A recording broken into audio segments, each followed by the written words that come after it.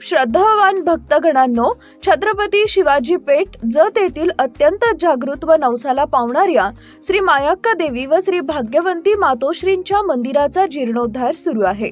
या पवित्र कार्यात भक्तिभावानं सहभागी व्हा। तुमची छोटीशी देणगी ही देवीच्या कार्याला मोठं बळ देईल। संपर्क बसवराज महाराज अलगूर, फोन पे, गुगल पे 97 67 27 22 77। देवी भक्तांनी एकत्र येऊन हे पुण्य कार्य यशस्वी करावे ही नम्र विनंती। नमस्कार, मी मेघा जगताप, बीबीएम न्यूज मध्ये आपल्या सर्वांचं स्वागत। पाहूया आजच्या घडामोडी।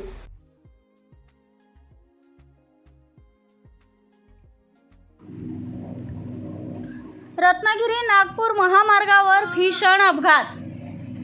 कोसारी ग्रामपंचायतीचे ग्रामविकास अधिकारी महेश म्हामणे यांचा दुर्दैवी मृत्यू। ताणंग फाट्याजवळ उभ्या ट्रकला कारची जोरदार धडक। भीषण अपघातात कार ट्रक खाली घुसली। महेश म्हामणे जागीच ठार। अपघाताचा लाईव्ह फुटेज पोलिसांच्या हाती। रत्नागिरी ते नागपूर नॅशनल हायवेवर मिरज तालुक्यातील ताणंग फाट्याजवळ उभ्या असलेल्या ट्रकला कारची भीषण धडक बसून जत तालुक्यातील कोसारी ग्रामपंचायतचे ग्रामविकास अधिकारी महेश म्हामणे यांचं दुर्दैवी निधन झाल्याची घटना घडलेली आहे।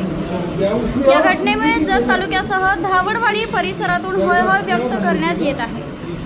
मूळचे धावडवाडी येथील असलेले महेश म्हामणे हे सध्या कोसारी ग्रामपंचायतमध्ये ग्रामविकास अधिकारी म्हणून कार्यरत होते।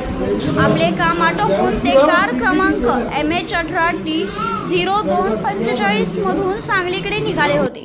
यावेळी मिरज तालुक्यातील ताणंग फाट्याजवळ हॉटेल मरुधर समोर रस्त्याच्या कडेला उभ्या असलेल्या ट्रकला त्यांच्या कारने पाठीमागून जोरदार धडक दिली। अपघात इतका भीषण होता की ट्रकच्या मागील लोखंडी संरक्षक कवचाला तोडून कार थेट ट्रक खालीच घुसली। या भीषण अपघातात महेश म्हामणे यांचा जागीच मृत्यू झाला। दरम्यान अपघाताचा लाईव्ह फुटेज पोलिसांच्या हाती लागला असून अपघाताची भीषणता त्यातून स्पष्टपणे दिसून येत आहे।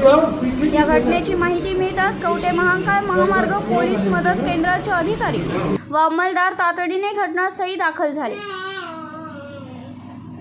तसेच मिरज ग्रामीण पोलीस ठाण्याचे पथकही घटनास्थळी पोहोचलेला आहे। पोलिसांनी पंचनामा करून अपघातग्रस्त वाहने बाजूला काढत वाहतूक सुरळीत केली। कर्तव्यदक्ष ग्रामविकास अधिकारी म्हणून ओळख असलेल्या महेश म्हामणे यांच्या निधनामुळे ग्रामपंचायत विभागात शोककळेचं वातावरण। बातमी आणि जाहिरातीसाठी आमच्या चॅनलला लाईक आणि सबस्क्राईब करा। धन्यवाद।